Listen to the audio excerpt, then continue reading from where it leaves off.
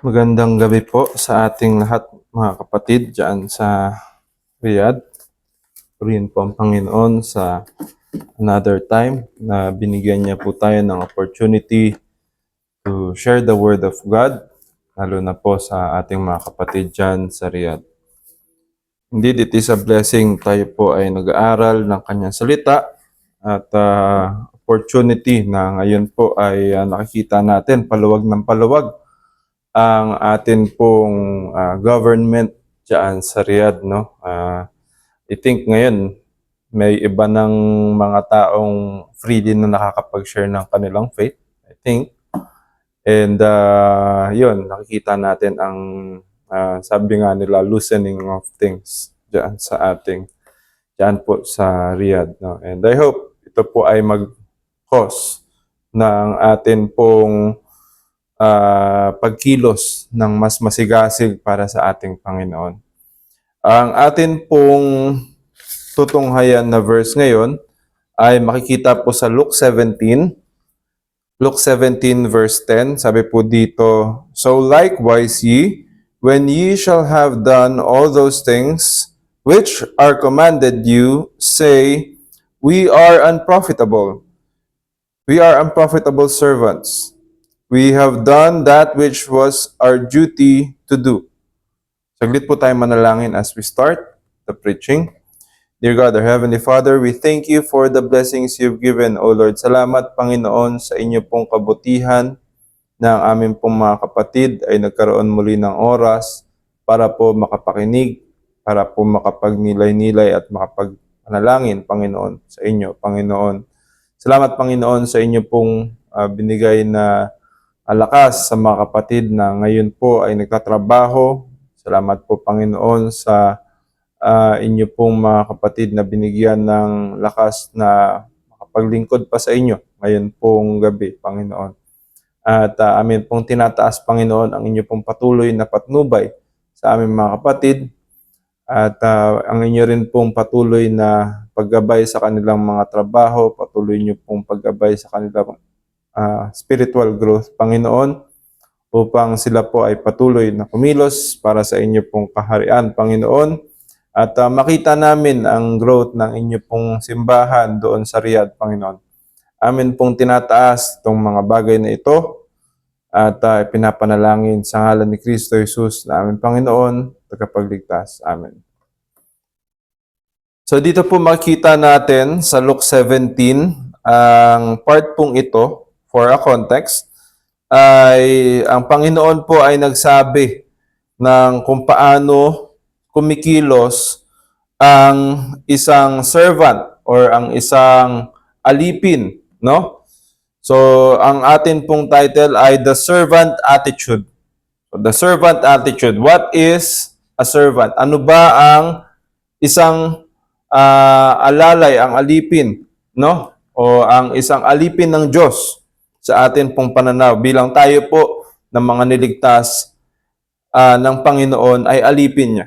So what is a servant? So a servant is someone who recognizes that his master is greater than him. A servant is someone that recognizes that his master is greater than him.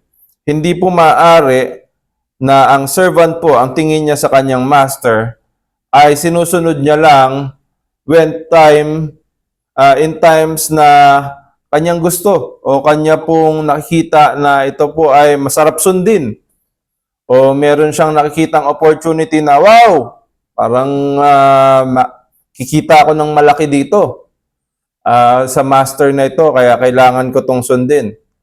Hindi po ganun. Ang servant po, he always recognizes that his master is greater than him. So every command, every order of his master, the servant follows. A servant recognizes that he has task and he must do it. A servant recognizes that he has task and he must do it. Hindi po, ang isa pong servant will not slack and slouch sa harap po ng kanyang master.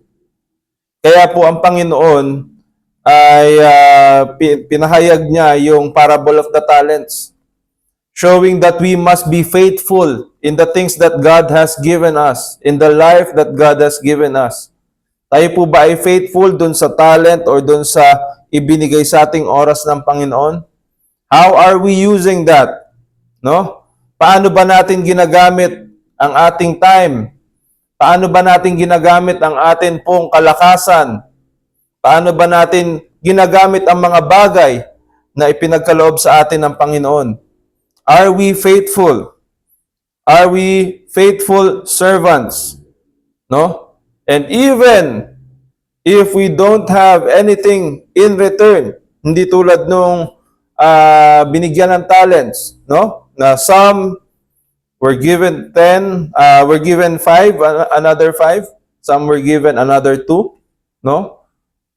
Ay kahit na hindi tayo makareceive ng mga bagay na ganon, because we are servants, because they are servants, no? Tayo po ay servants, we recognize that we have a task on hand. Hindi po tayo nananatili sa, okay, tapos na yung trabaho ko, bahala na kayo dyan.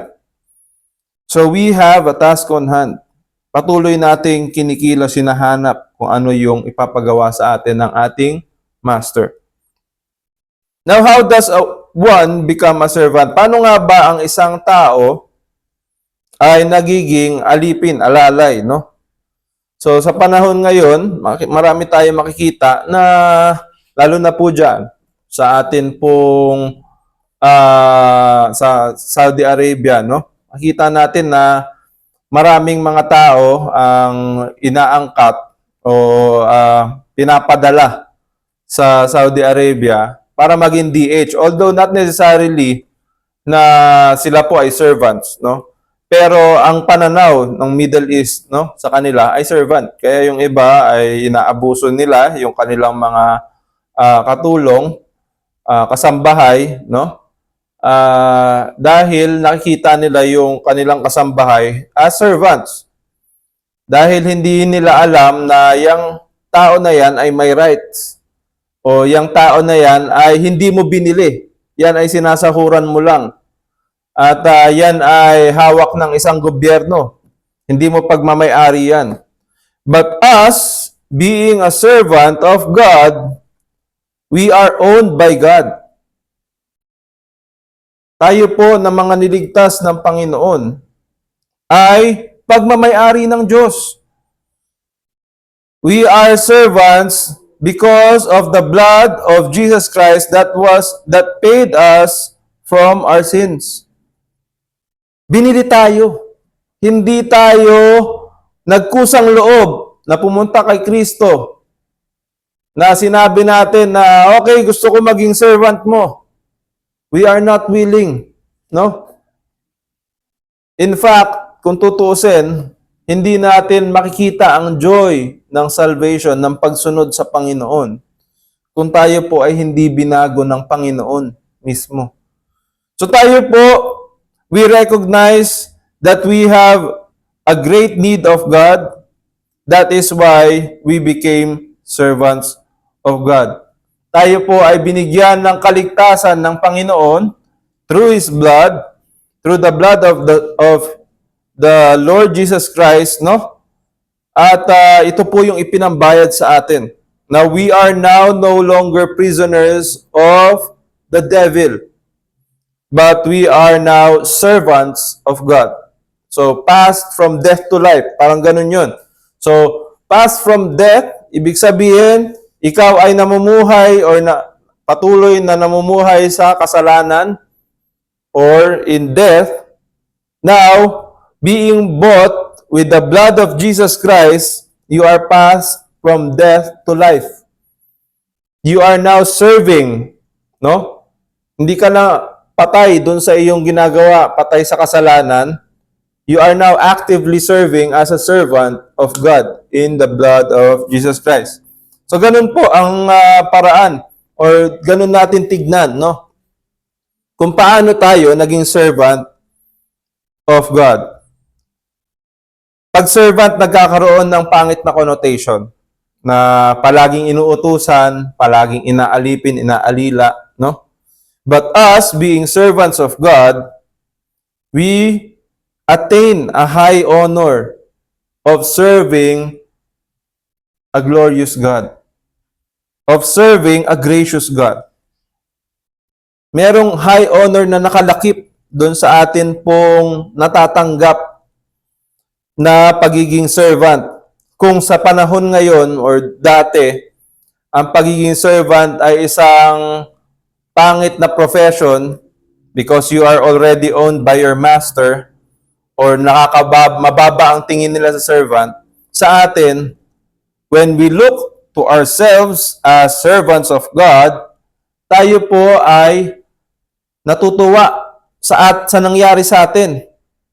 Because we have been redeemed, we have been paid for by God, by Jesus Christ. Sa kanya pong pagpako sa krus, sa kanyang sarili, no? At makikita natin, no, na ang atin pong Panginoon ay hindi tumitigil nung binayaran niya po tayo sa ating mga kasalanan. He is continually working in us and with us sa atin pong pagkilos dito sa mundong ito. He is giving us wings as eagles. Kapag tayo po ay nangihina na in serving God, no? Alam ko, maraming Kristiyano, marami po mga kapatid dyan, ang sumanggina sa isip nila, no? Ano kaya kung hindi na lang ako mag-church this Sunday? Ano kaya kung hindi na lang ako mag-share ng gospel this week? Ano kaya kung hindi na lang ako magbasa ng Bible? Ang dami ko na kasing ginagawa sa aking plate. Ang dami ko nang ginagawa sa aking trabaho, no? Ano kaya kung wag ko na lang gawin 'yon? No, hindi ko na lang tignan kung ano yung mga kailangan kong gawin para sa Panginoon. The what ifs, no? Na mga bagay na ano kaya kung i-forsake ko na lang ang aking master, ang aking Diyos? So dumadating yung mga bagay na yun, but ang atin pong Panginoon, He is gracious enough in giving us strength. Sabi po ng Panginoon, my grace is sufficient for thee, for my strength is made perfect in your weakness. No? So every time na tayo po ay nanghihina, let us always come to the Lord in prayer and ask for strength and power to do these things. Now, pagpatuloy natin, no?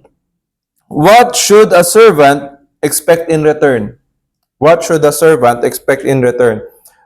Balik po tayo dun sa ating figure ngayon, no, na ang mga DH or kahit tayo, mga OFW. We are always expecting right amount of salary, right time of salary, and yung mga benefits na kailangan natin after serving our time with our masters. Pero dito po sa atin pong Panginoon, knowing that He owns us because of the blood of Jesus Christ, a very high price that is paid for our life, we are not to expect anything in return. We are not to expect anything in return. No? Tayo po ay hindi nagtatrabaho para sa kayamanan na ibibigay sa atin. Although magandang ikanta, no, iawit. I'm satisfied with just a cottage below, a little silver and a little gold. At dun sa chorus, no, I've got a mansion just over the hilltop, in that bright land where we'll never grow old. So magandang awitin yan, no? Looking forward dun sa ating madadatnan na mansion over the hilltop. But that is not the recognition, that is not the reason that we are serving God. And if you are serving God because of that, tignan natin yung sarili natin. Are you serving God or are you serving yourself? Are you serving God for the same pleasure of His worthiness or are you serving God for your own pleasure? Kaya ka ba naglilingkod, no? Ay para sa iyong sarili, sa recognition ng tao ng church? Ikaw ba ay naglilingkod para ma-recognize ng kapatid na wow, ang sipag ni Brother Mike. Wow, ang daming achievements ng church na ito. Wow, si Brother Mike ay ganito ganyan. No? Ikaw ba ay naglilingkod because of the accolades that are given to you by the church? Or to express your knowledge sa mga kapatid? To prove your point na ikaw ay matalino? Or to prove your point na ikaw ay masipag? Na ikaw ay highly favored ng Panginoon? If that is the reason that you are working for the Lord, then you might be serving yourself. Tignan mo yung sarili mo. Because if the reason is other than serving God, expecting, although tayo po, hindi tayo, we do not say that God the Father has a face, no? But expecting the smile of our Lord, or giving those service to see that the Lord is glorified sa iyong ginagawa, or expecting na sana ang Panginoon ay kumilos sa akin pong ginagawa na ito. Sana ang Panginoon ay natutuwa sa aking offering, sa aking buhay. Sana ang Panginoon ay natutuwa sa aking mga ginagawang ito. Kapag hindi po yan ang reason kung bakit ikaw ay kumikilos, then ask yourself, are you serving God or are you serving yourself? No? Tingnan natin, sarili natin, deep down, sa atin pong mga isip, mga puso, na ano ba yung reason kung bakit tayo, first of all, umuupo dyan, umuupo sa atin pong church pews, no? Sa mga upuan sa simbahan. Sa iba, yan po ay malaki ng paglilingkod, no? Dahil sila ay wala talagang time para maglingkod. Pero bakit natin ginagawa yan? Bakit tayo nag-a-attend sa church? Bakit tayo nagbabasa ng Bible? Bakit tayo nagme-memory verse? Bakit tayo nag-pray? Why are we sharing the Word of God through to other people? Is it for the Lord or for ourselves? So tingnan natin, are we really servants of God? Now, unti-unti nating himay-himayin itong verse na ito. Sabi po dito, so likewise, ye. Meaning, ang mga kausap po ng Panginoon dito ay yung apostle. Sabi po doon sa verse 5, and the apostle said unto the Lord, increase our faith.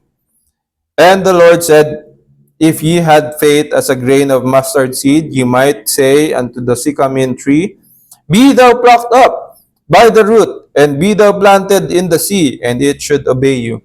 So, ito po ang kausap ng Panginoon nung sinabi niya po itong mga katagang ito about being a servant of God. He is talking to the church. He is talking to the apostles. No? And this is for to increase their faith. Now, kung titignan natin, yung apostles, they are usually the forefathers of the faith. Ibig sabihin, mataas ang tingin sa kanila. Sa Catholic faith nga, ginagawa silang almost gods, no? Ginagawa silang parang mataas ang tingin. Kahit natin, no, mga Baptist, we have a great expectation, great high regard sa atin pong mga sa mga apostles. Kaya po nakita rin natin that they are used to write, no, some books of the Bible. At dito makikita natin that even though those people na mataas ang tingin natin sa kanila, no? Even though those people na seemingly matatawag nating pioneers of the church, mataas ang tingin natin sa kanila. They are looked up to by modern Christians. Yet they are still called by Christ to humble down. Itong mga tao na ito, nung unang panahon, they are always with Christ. And if not guarded or if they are without the Holy Spirit, no? Makikita natin ano nangyari kay ano nangyari doon sa kay Judas, no? Kay Judas, no? Without the Holy Spirit, ang nangyari sa kanya ay he became siya po ay kinain, no? ng demonyo. At kinain siya ng kanyang ego. That when he realized he has sold Christ, no, for the Pharisees, hindi niya kinaya. No? When in fact, kapag siya po ay with the Holy Spirit, hindi niya yung gagawin. Selling Christ, no? So, those apostles na mataas ang tingin natin sa kanila, they are called to serve. Sabi po ng Panginoon, the last shall be the first and the first shall be the last. So kapag ang tingin mo sa sarili mo na, wow, I have done this great and wonderful things for the church, for the Lord. I should have high accolades. Dapat maraming nakikinig sa akin. Yung mga tao pong tumatayo sa pulpit, no? Very high ang possibility at very prone ang mga taong tumatayo po sa pulpit ng ganitong syndrome, no? Yung ganitong sakit sa mga Kristiyano or sa mga leaders, lalo na kapag ikaw po ay hindi sinusunod. Very prone ang leaders na ito that you depart from being a servant, even though you are a servant of God only. Lalo na po pag ikaw po ay nag-head ng soul winning at ng Bible studies sa house to house. Very timely at very used by Satan. Napaka-dalas, very frequently used by Satan itong temptation na ito. Na, uy, late si ganitong kapatid, oh. Di ba ikaw ang nag-soul winning dyan? Or di ba ikaw ang nag-encourage dyan sa kapatid na yan para maglingkod? Bakit late yan? Parang hindi ka naman niya sinusunod. So, kapag ganon, ang nararamdaman natin minsan, no? When we are leading someone, when we are discipling someone, I hope sana po tayo po ay may dinidisciple dyan sa atin pong church. So when we do these things, more often than not, yan po ay pumapasok sa ating isip. At ginagamit po ng kalaban, ng kaaway, yung mga pag-iisip na yan to stop us from serving God. Kapag yan po, pag naapakan na yung ego natin, we then stop in serving God. Parang nanghihina tayo. Parang hindi ko na kaya yung ganito. Lagi akong dinidisobey ng kapatid na ganito.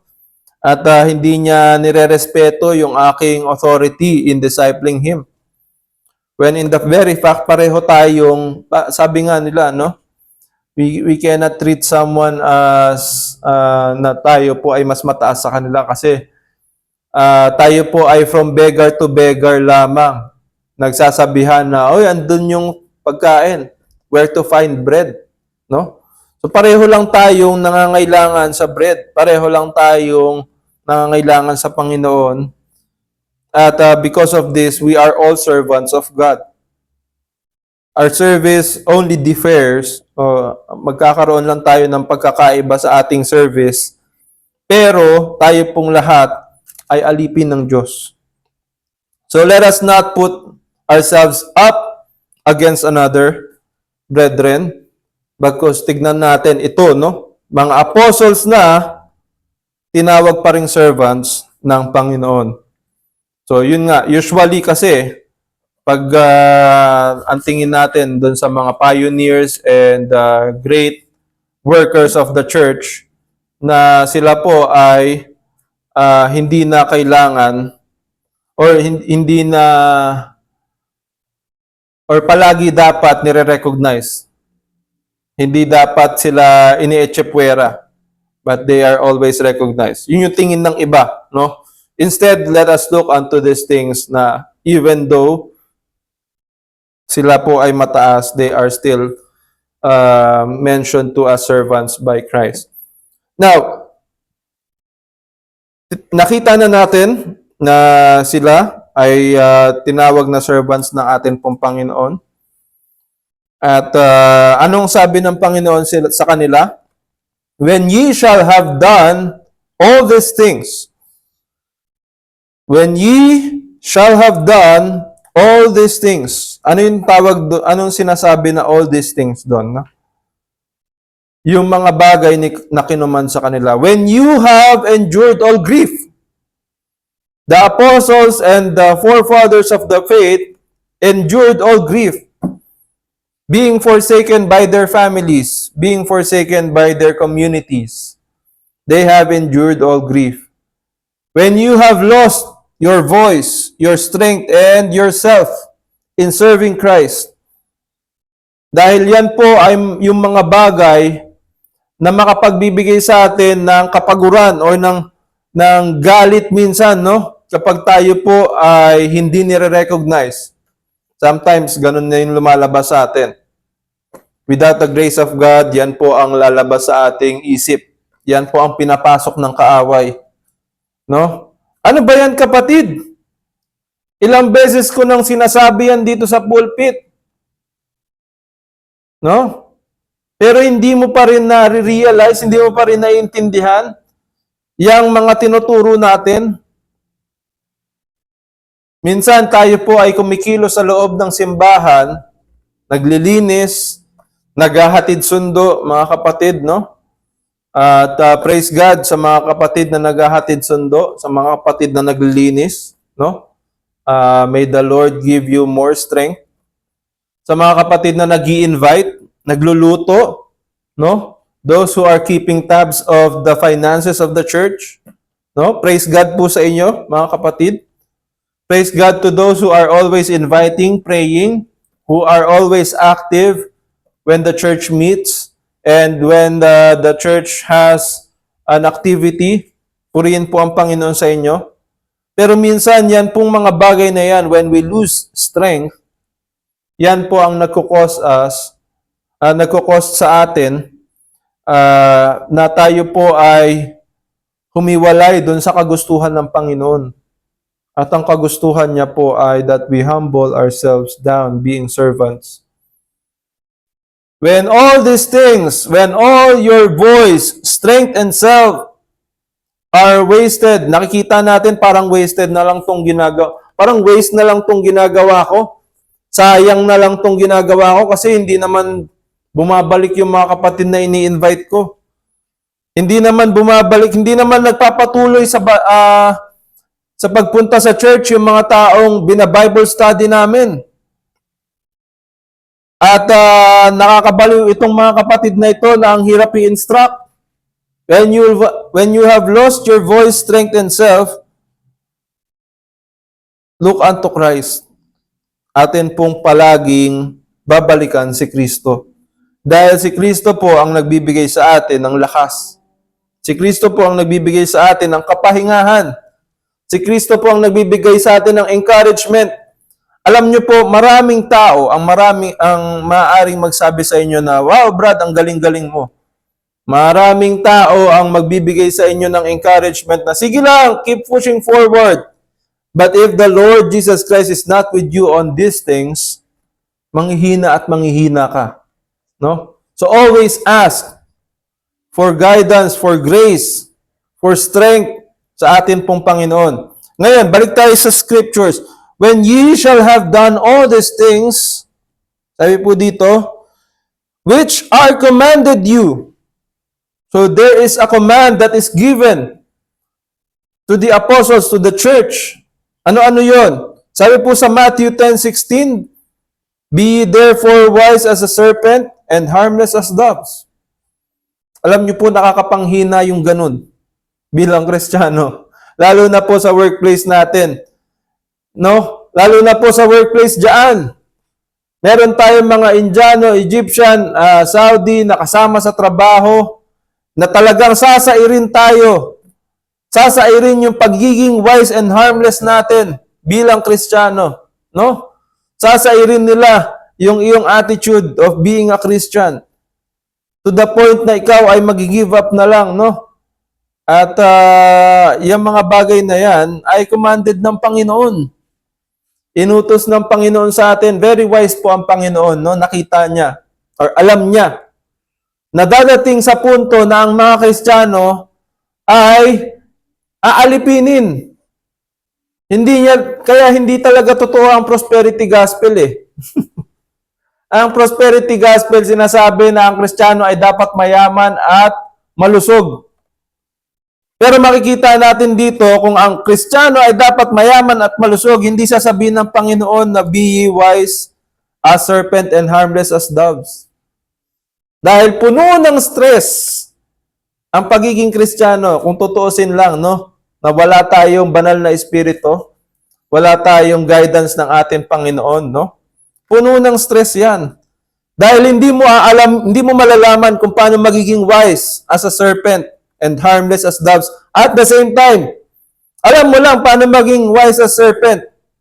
Mangtutuos ka at ikaw ay manlalamang, pero yung harmless as doves, hindi mo kakayanin. Madali lang maging harmless as dove, no? Yung mga altruistic person na, sige, kunin nyo na yan lahat. Sige, bigay nyo lahat ng trabaho sa akin. Okay lang, bahala na kayo dyan. No? Yung mga Kristiyano na minsan nagpapaawa. So yun. Hindi natin malalaman kung paano magiging wise as serpent and harmless as doves kung wala ang Panginoon. So very wise ang Panginoon dito, no? In giving this advice. So these are the commandments that are given to us. So bukod dun sa 10 commandments, no? Or dun sa summarized version ng 10 commandments, to love the Lord our God with all your mind, soul, and strength, and to love your neighbor as yourself. Bukod doon, which is the summarized version of the 10 commandments, itong mga very specific na bagay na ito, some of which lang ang ibibigay natin dito, no? Be ye therefore wise as serpents and harmless as doves, ay mahirap. But it is still commanded by Christ. So sabi rin dito sa Matthew 28 verse 19 to 20, teach all nations, baptizing them in the name of the Father and of the Son and of the Holy Ghost, teaching them to observe all things that I have commanded you, and lo, I am with you always. Yung pag-aaral ng scriptures to teach the members of the church, mahirap yan, mga kapatid. Mahirap pong himay-himayin ang salita ng Diyos. Mahirap pag-aralan kung ano ang tunay na sabi ng Panginoon. Para kang kumukot-kot ng diamond sa isang bato. Mahirap. Para kang nagtitik-tik ng kalawang sa malaking building. Ganon siya kahirap. Para mapaganda, para maipakita yung kagandahan ng building na ito. No? Ganon siya kahirap. Very intricate. No? Para kang gumagawa ng sculpture to show the true and pure meaning of the Word of God. So yun pa lang, pag-aaral pa lang yun iba pa yung pagtiteach at iba pa yung discipleship, which is on the last verse, dun sa 20, teaching them to observe all things that I have commanded you. So yung teach all nation of the gospel, mahirap na yun. But it is still commanded by Christ sa kanyang apostles, sa atin, sa church. So these things are written, no, na utos ng atin pong Panginoon. Sabi dito, these things are commanded to us to teach and to baptize and to disciple, no, teaching them all things that I have commanded you. At yan po ay kailangan pa rin nating gawin. Matthew 5:16, let your light so shine before men. Let your light so shine before men. Ibig sabihin, dapat lagi kang burning bright for the Lord. Ibig sabihin, dapat yung buhay mo ay isang liwanag na pinapakita kung ano yung liwanag ng atin pong Panginoon. Tignan natin yung ating buhay. Ano ba ito? Gaano ba ito kaliwanag para sa Panginoon? Paano ba pinapakita ng buhay natin ang scriptures? Are we a living scripture? No? Are we a living scripture? Does our lips always shout the name of Christ? Every time ba na meron tayong blessing, are we recognizing God? Wow, praise God! Sa recognition na ito, minsan, lalo na po dyan, no? Siguro yung iba ay nahihiya to say praise God. No? I hope hindi. Kapag nagkakaroon ng recognition.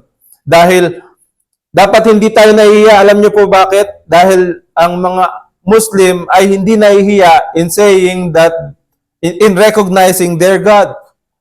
Mashallah, gumaganon sila, di ba? But we, Christians, should even more let our light shine before men that they may see the goodness of our Lord. Yung mga blessings na binibigay na sa atin ng Panginoon, no?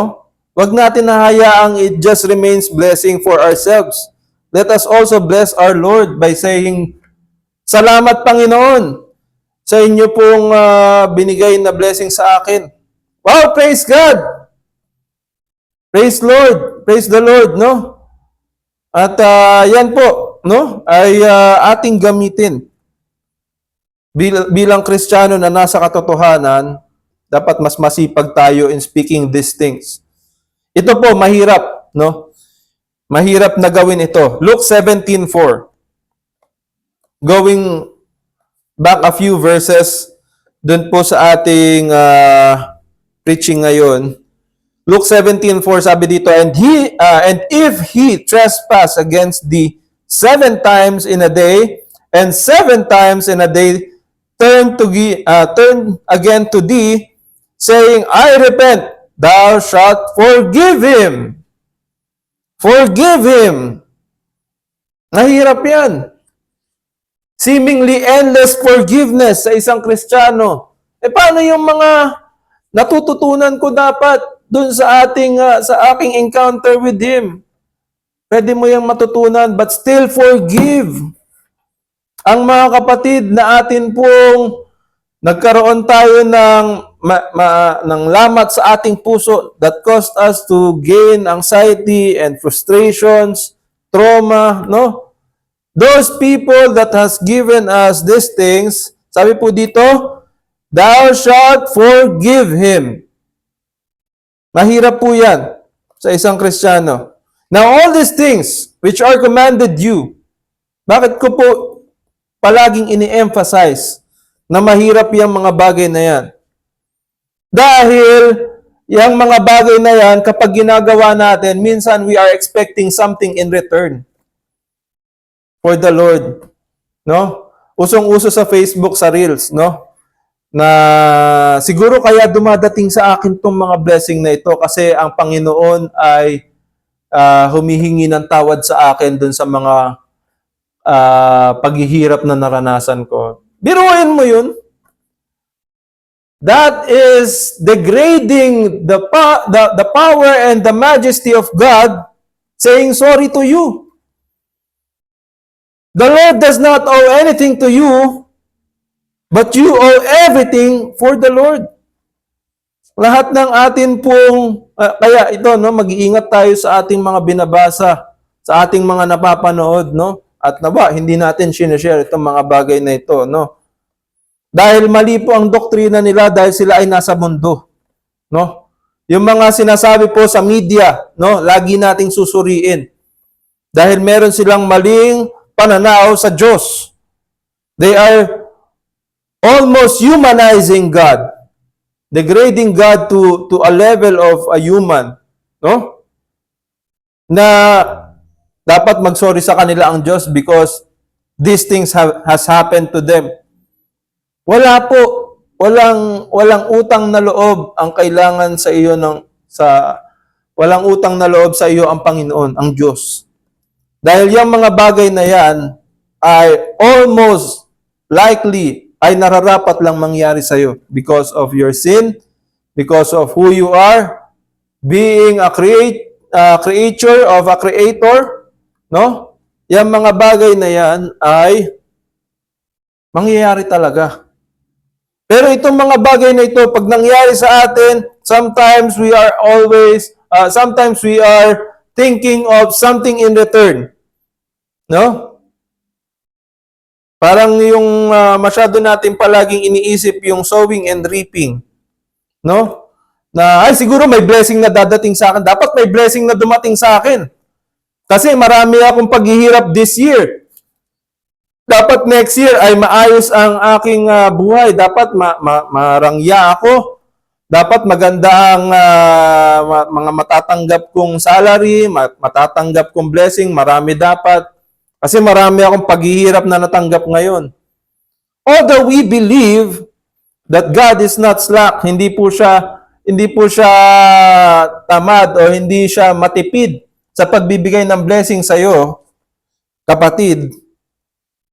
Pero wag nating i-expect, wag nating ipuput sa Panginoon. Let us not put up to the Lord na you should be giving me these blessings, you should be giving me these accolades, you should be giving me this comfort because I just experienced these things.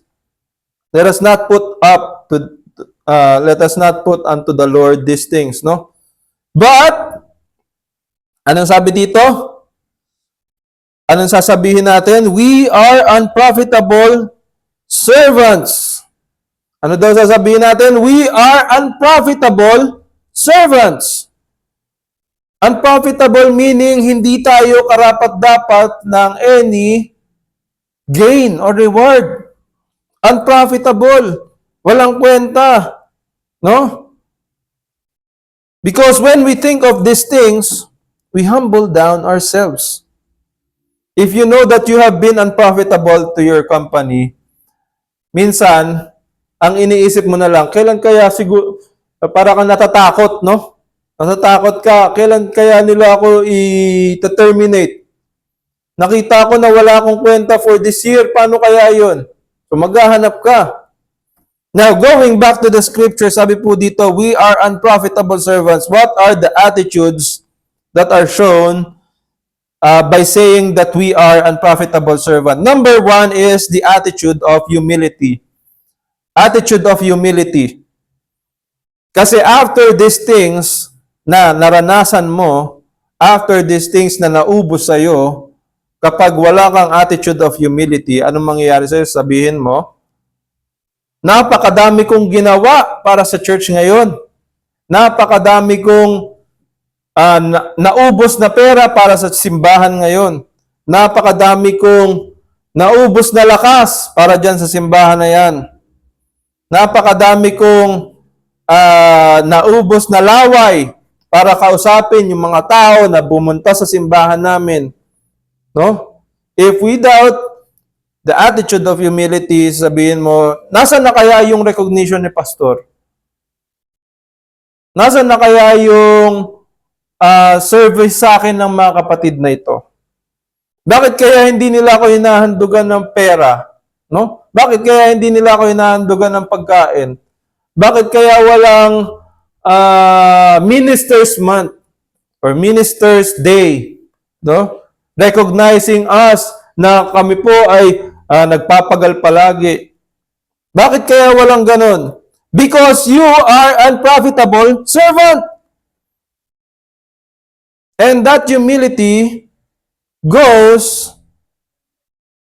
to you kapag yan po ay nire-recognize mo that you become unprofitable servant.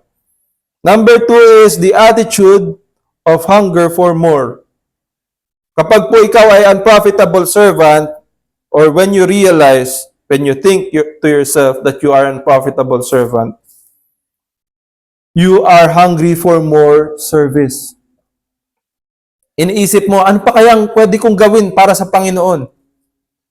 Hindi ka tatamad-tamad. No? Iisipin mo, ano pa ang pwede kong mabigay para sa Panginoon? Instead of slacking off and putting on your tawag nga nila high hats para sa inyong katamaran, no? Instead of slacking off and pointing fingers sa mga kapatid natin, no? You will have hunger for more service. Naghahanap ka pa ng mga bagay na pwede mo pang gawin. When you see yourself as unprofitable servant. Kulang pa yung sinusundo kong tao, dadagdagan ko pa yan. Kulang pa yung mga nililinis na upuan, dadagdagan ko pa yan. Kulang pa yung oras ng fellowship sa mga kapatid, dadagdagan ko pa yan. Kulang pa yung pag-aaral ko para sa Panginoon, dadagdagan ko pa yan. Kulang pa yung pera na inuhulog ko sa tithes and offering, dadagdagan ko pa yan. Kulang pa yung niluluto ko na pagkain, dadagdagan ko pa yan. No? Sa iba, kulang pa yung kinakain ko, dadagdagan ko pa yan. Wag ganon. Kulang pa yung aking paglilingkod sa pag-follow up, dadagdagan ko po yung mga kapatid na aking pina-follow up. So there is a hunger for more if you see yourself as unprofitable servant. Hindi mo iisipin na ang dami-dami ko nang pina-follow up. Ang dami-dami ko nang nililinis na upuan. Ang dami-dami ko nang sinusundo. Isipin mo, para akong lagare, pabalik-balik. No? Although dapat maging responsible naman, no, yung ating nag-a-assign ng atin pong hatid sundo. Pero pag yan ang tinitignan natin, yung ating dami ng ginagawa para sa Panginoon at wala tayong hunger for more, we are not thinking to ourselves as unprofitable servant. Now, number 3 is the attitude of gratitude. When you see yourself as unprofitable servant, you are grateful for the opportunity given to you. You are grateful that you are still able to go to the church and serve the Lord. You are grateful for the blessings that are given to you even though you are unprofitable servant. So there is an attitude of gratitude sa pagiging tagapaglingkod ng Panginoon. No? Naalala ko lang yung it just came to me, yung ang tawag ng mga Jesuit sa kanilang sarili, no? Yung SJ. Kapag sila po ay Jesuit priest, no? Sila ay servant of Jesus, no? Ginagawa nilang accolade sa sarili nila 'yon, no? Or ginagawa nilang title. Pero sa atin, tayo po bilang mga Kristiyano, ng mga niligtas na ng Panginoon, let us always think of ourselves as unprofitable servants of Jesus. Tayo po ay patuloy na kumilos as if we need to hit a quota for the Lord. As if we need to hit a quota for the Lord. Dagdagan natin. Pataasin pa natin ng pataasin ang ating ginagawa sa ating Panginoon. And let us be grateful of these things na binibigay sa ating opportunity. Binibigay na opportunity na tumayo sa pulpito. Binibigay na opportunity para maghugas ng plato, maglinis ng church, magsundo. Binibigay na opportunity para ikaw ay mag-share ng gospel. No? I hope sana talaga magkaroon na ng opportunity or ng open vehicle na tayo po ay makakapag-share ng gospel sa mga tao dyan. No? And yun, binibigay na opportunity na Bible studies. No? Tignan natin yung sarili natin. That we are grateful for those things. Every time na ikaw ay may burden, lagi mong i-shift yung mind mo, thinking of, Panginoon, salamat. Salamat, Panginoon, kasi binigyan mo ako ng opportunity to do these things. Salamat, Panginoon, kasi even though in the midst of trial, even though in the midst of pain, no? Naiisip ko kayo, Panginoon. Salamat, Panginoon, at binigyan mo ako ng opportunity to show or to let my light shine before men. Na even though ito ang aking nararanasan sa trabaho, may pighati ako sa trabaho ngayon, pero binibigyan mo ako ng opportunity to show what you are like to me, to express my light to other people. So that is being grateful for the opportunities given to you by Christ, by God, no? And lastly, number 4, attitude of contentment. Attitude of contentment. Sabi po dito sa verse 9, no? That he thanked that servant because he did things that were commanded him, I trow not. Hindi magpapasalamat sa iyo, hindi nararapat magpasalamat sa iyo ang Diyos dahil sa iyong faithfulness, dahil sa iyong ginagawa. Although makikita natin that He still does, no? Makikita natin dun sa, balik tayo dun sa parable of the talents, no? Sabi ng Panginoon, thou good and faithful servant. So He recognized that servant who is faithful. But He is not beholden to that he is not beholden to that thing na kailangan niyang gawin. Hindi mo pwedeng hingiin sa Panginoon yung recognition na yun. Or hindi mo pwedeng i-expect sa Panginoon yung recognition na yun. But have faith that Christ or the God the Father and the Godhead will give that to you.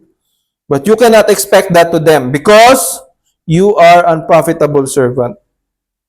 You should be contented that you've been given opportunity to serve. You should be contented that you've been given the ability to serve. You should be contented that you've been given the financial status to serve. So that is being content. That is the attitude of contentment in being in recognizing yourself as unprofitable servant. So yun, nakita natin ano sabi ng Panginoon, ang dapat natin sabihin, we are unprofitable servants. Ano po yung isa pong sinabi dito? We have done that which was our duty to do. Dahil yan ay kinumand sa amin. No? Mabalik tayo dun sa commandment sa atin. Being wise and harmless as serpent and doves. That is our duty to do. We have only done these things kasi inutos mo sa amin to. We are unprofitable servants, Panginoon. Salamat, Panginoon, dahil inutos mo sa amin itong mga bagay na ito. Salamat, Panginoon, at ito po ay pinagawa mo sa amin. We are unprofitable servants. We have done that which was our duty to do. Now, we should center around Christ. No? At dapat po makita natin ang ating mga sarili na tayo po ay kumikilos sa atin pong paglilingkod sa Panginoon. Atin pong paikutin ang ating sarili kung ano yung ginagawa, binibigay ng Panginoon. Duty lang po natin ito at tayo po ay binigyan lamang ng opportunity ng Panginoon na maglingkod para sa Kanya. At yun lamang po, purihin po ang Panginoon. At nawap ang Panginoon po ay kumilos sa atin, no? Sa atin pong buhay. At nawa sa atin pong paglilingkod sa Kanya, I will recognize that Christ has only given these things to us, has only given us strength. At because of these things, even though we are unprofitable servants, tayo po ay patuloy na bumalik kay Kristo bilang atin pong tagapagligtas, bilang ating Diyos na magbibigay sa atin ng strength. Yun lamang po, purihin po ang Panginoon.